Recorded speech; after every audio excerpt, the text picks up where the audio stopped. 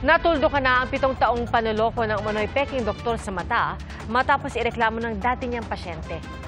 Saksi, si John Consulta, exclusive.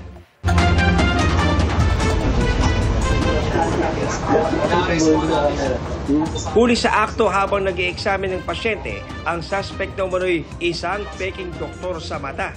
Ayon sa NBI-NCR, dating naging pasyente niya doon na nagbigay sa amin ng info na hindi naman gumaling, no?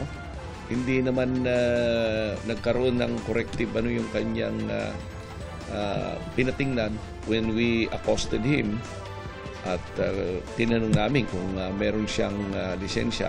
Una nagpakita siya ng PRC card. But when we confronted him na meron kaming certification, he admitted to us na wala at peke yung kanyang card. Na-recover ang 5,000 pisong mark money habang kumpiskado naman ang kanyang mga equipment. Since 2018, mga 7 years na, and is charging 5,000 pesos. Kung meron ka pang kukuning lens ay ibang ibang bayad. You can just imagine kung may sinasabi siyang corrective at hindi naman epektibo.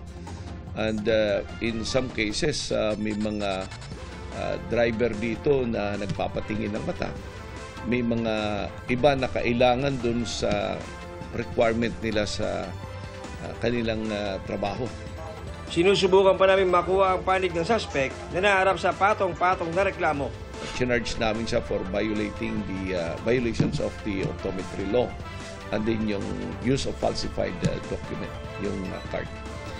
Nakakulong siya ngayon. Na-inquest ito at nakakulong siya ngayon. Para sa GMA Integrated News, ako si John Consulta, ang inyong saksi. Mga kapuso, maging una sa saksi. Mag-subscribe sa GMA Integrated News sa YouTube para sa iba't ibang balita.